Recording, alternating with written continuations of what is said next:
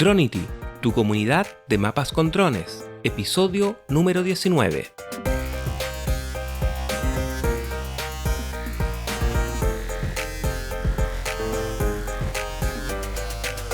Muy buenos días a todo el mundo y bienvenidos al podcast donde conversamos de conceptos, aplicaciones y estrategias para descubrir el fascinante mundo de los mapas con drones.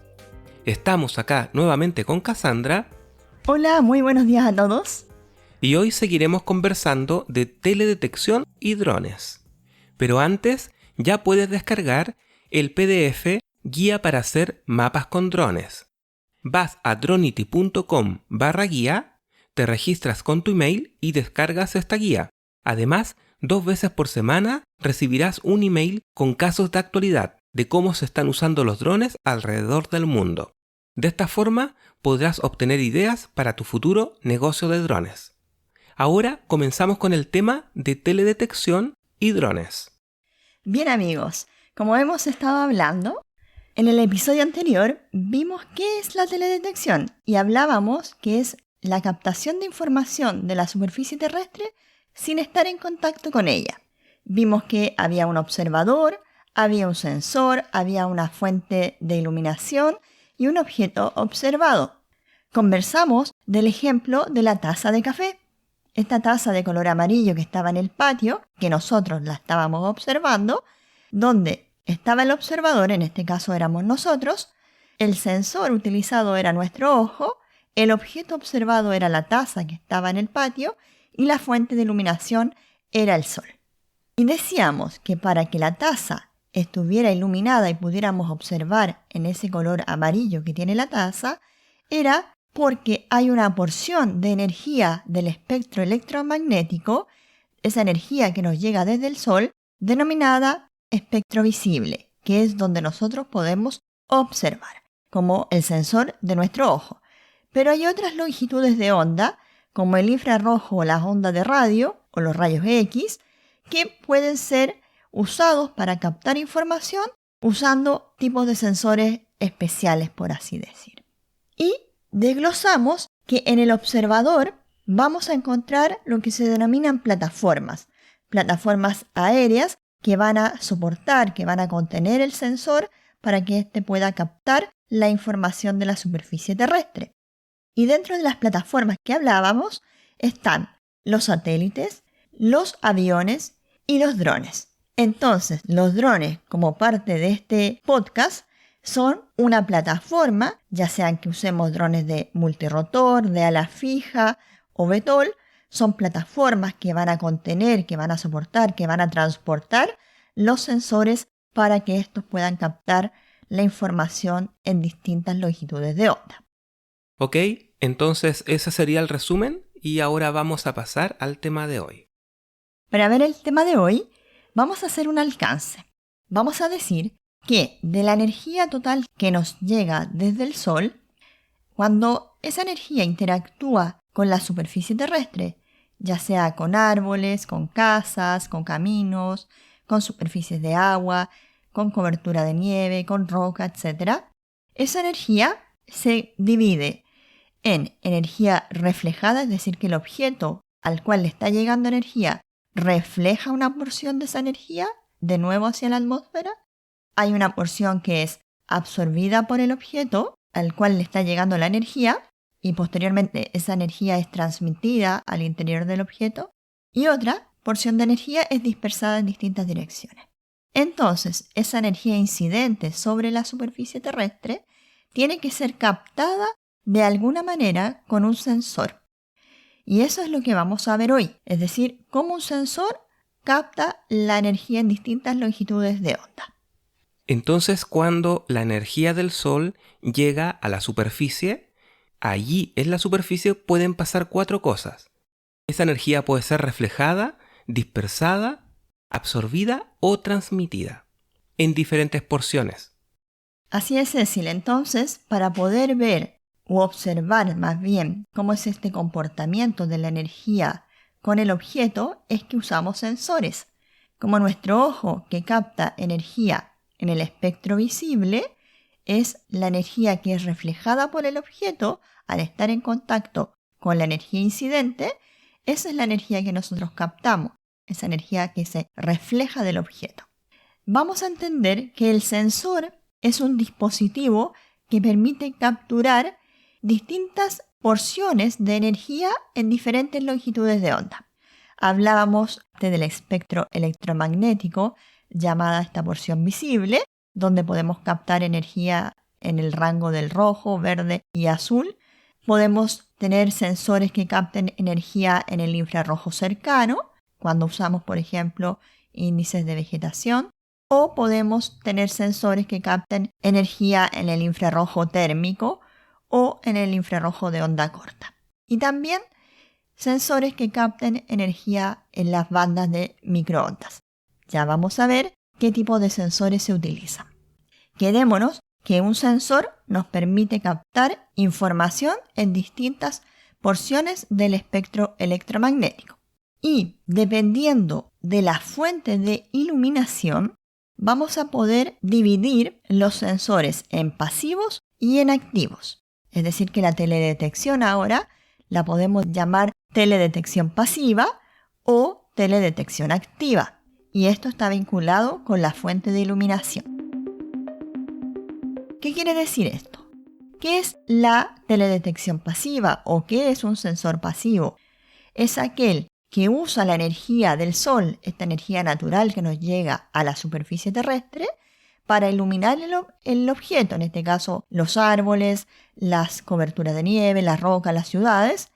Y estos sensores, usando esta energía que se refleja del objeto, es capaz de captar esa energía reflejada y observar las características de estas superficies.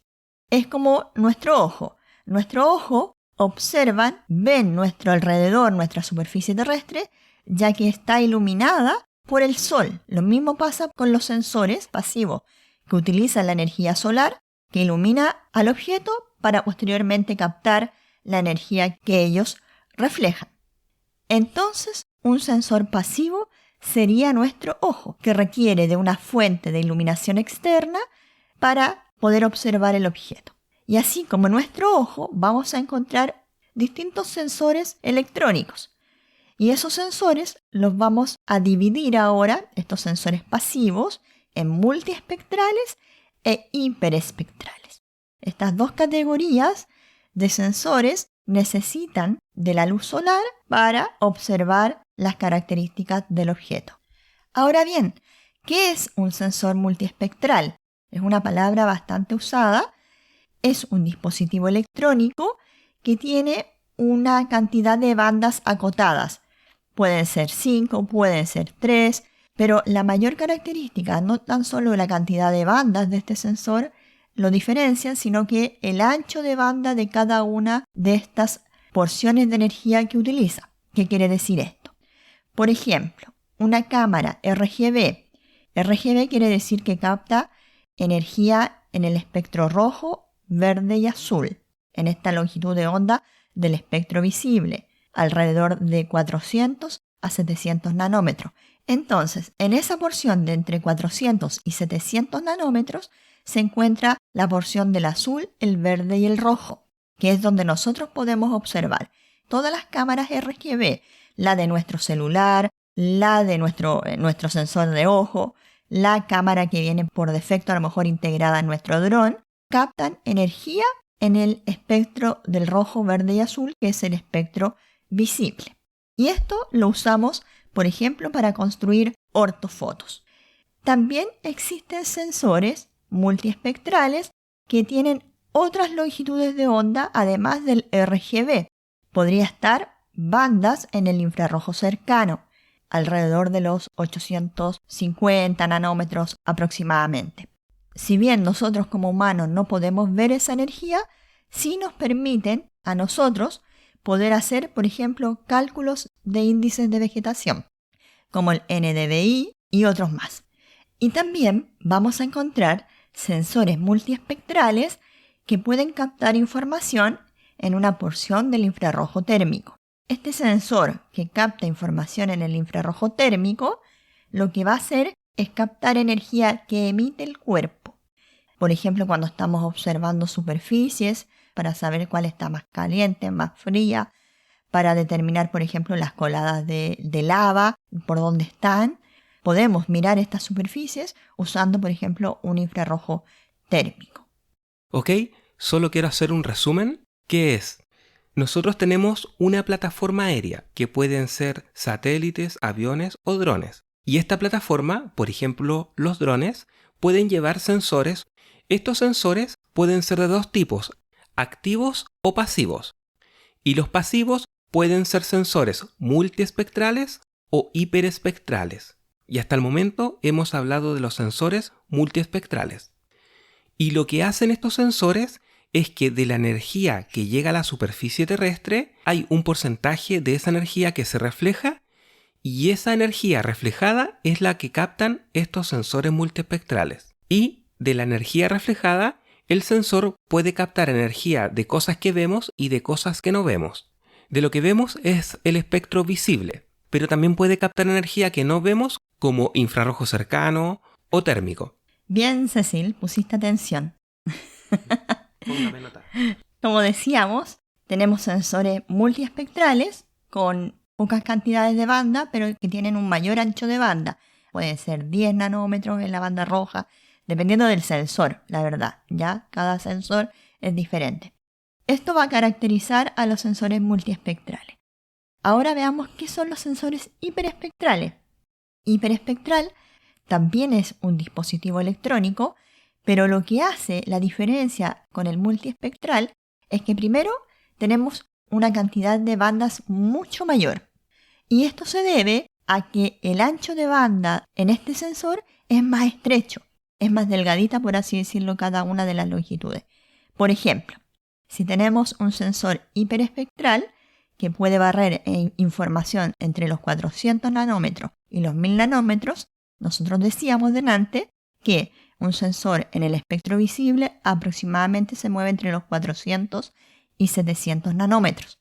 Pero si el hiperespectral barre hasta los 1000 nanómetros, quiere decir que está barriendo también información en el infrarrojo cercano, que es la porción de energía que le sigue de inmediato al espectro visible.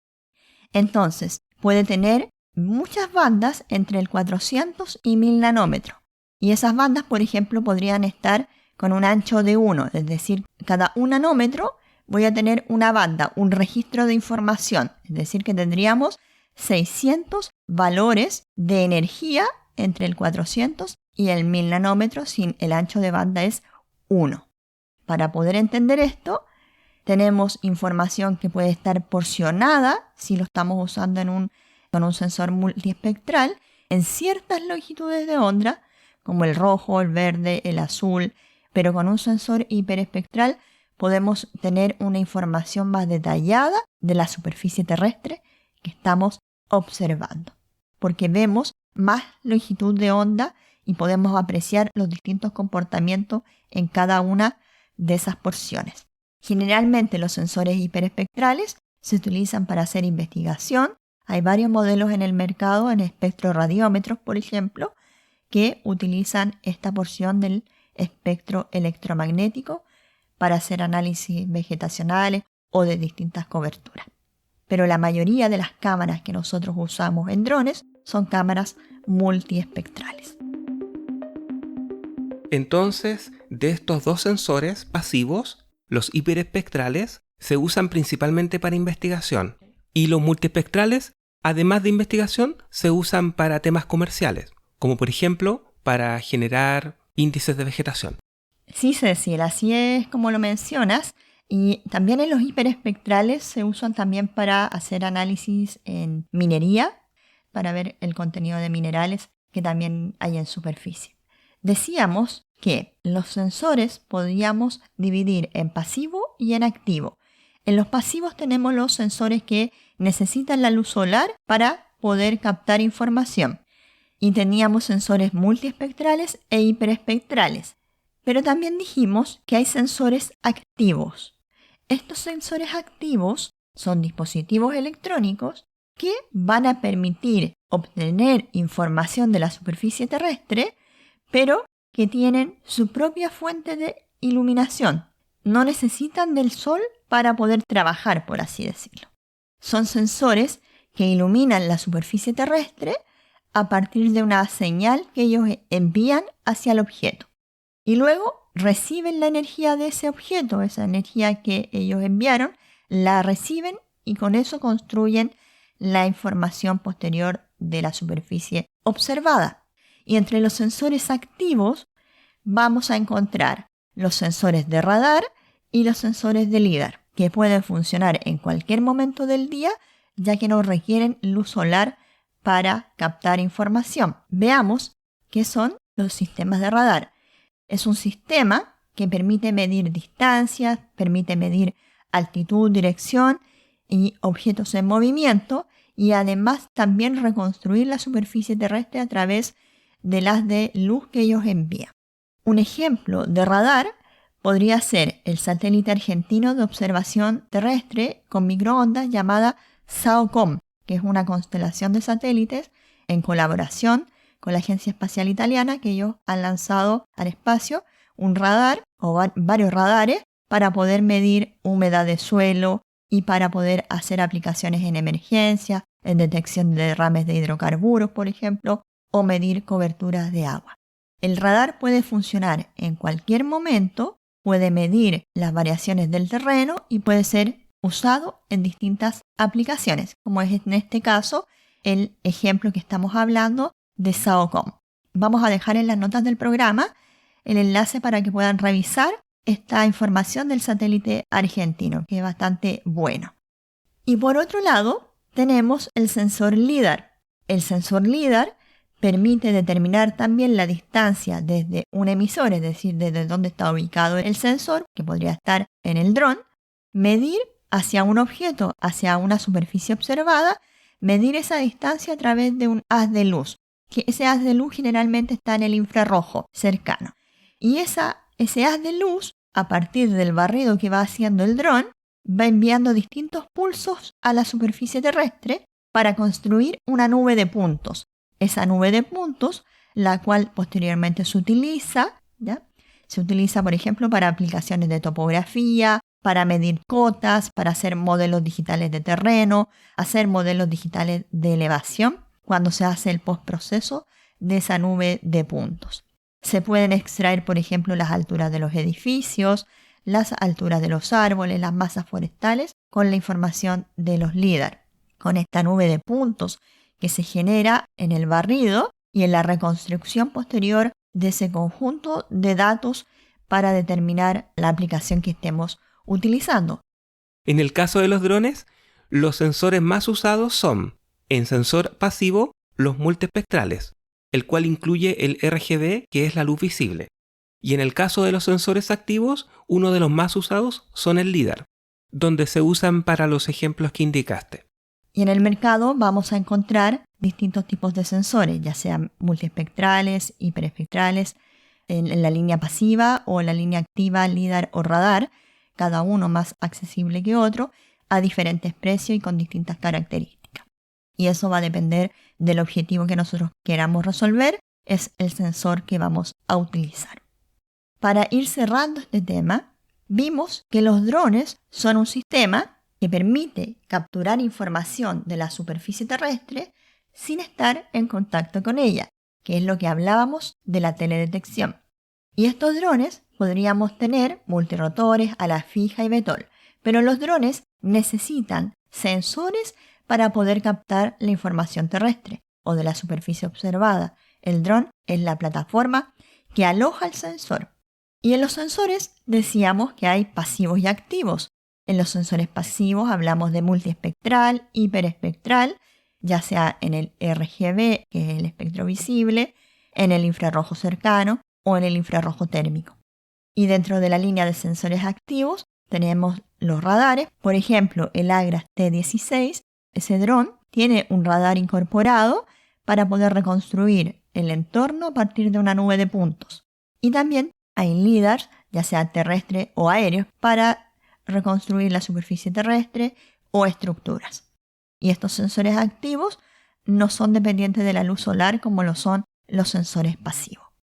Bien, hablamos de varias cosas, varios conceptos que son importantes de conocer cuando nos estamos incorporando en este mundo de los drones, porque también es una inversión que vamos a hacer cuando necesitamos comprar un sensor y necesitamos saber en qué longitud de onda necesitamos obtener información. Bien, Cassandra, muchas gracias por esta clase de sensores en teledetección. Con esto ya vamos terminando. Muchas gracias por haber escuchado este episodio y por hacer crecer esta comunidad. Si quieres que hablemos de algún tema que te interese, cuéntanos en dronity.com/contactar. Y nos vemos en el próximo episodio. ¡Saludos! Saludos, nos vemos.